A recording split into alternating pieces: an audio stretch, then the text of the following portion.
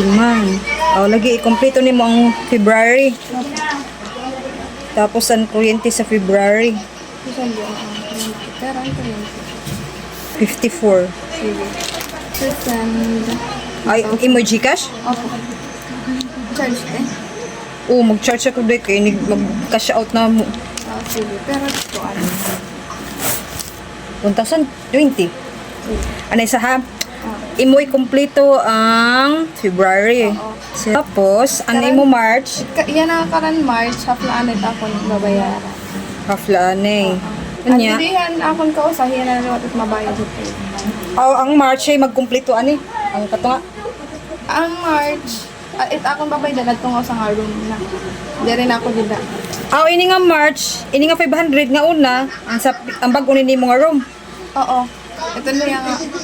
Kuhan nga half na anit ako babayad. Bago nga room ito. Okay. Ano kita na yun? March 9 nun. Saan mo gusto niyo yung Judith sa kuan? Kuan. Siguro niyo yung Judith. Naindo ka na dito. Adi man. 6. So siya ay akong sukton ani imo sa March. Half. So, mag-continue pa siya? Yun o. Alam ko na. Ang imong kasangkay? Oo. Okay. So, ini mong gibayad is ang bag-o room 28. Oo.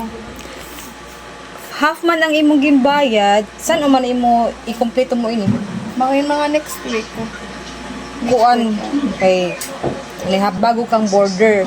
So, kailangan bayad dahil dili ko mo muhatag sa imo og dako nga oras o dako nga days kay as new border ka man itag iya kasi permente ito hiya kada week ito hiya magkuhahin collection, so kailangan ko talaga ito hiya ma-record diri pwede nga matagal ka pang magbigay. Sige, mga next week. Ano kita yan ang hot today is Lunes.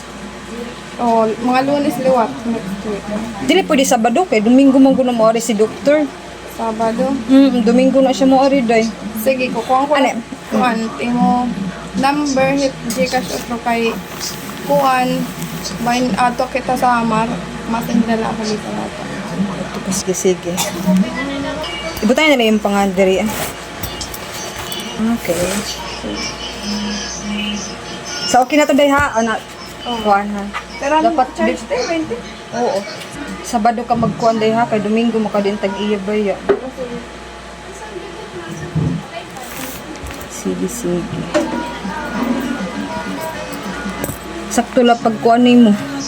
Nagunahon na kasi ako nga mo ginagawa niya sa 6 ka magbayad. Kuha pa man siya. Mali ko ala ka po po. Nag-6. Ang number 0998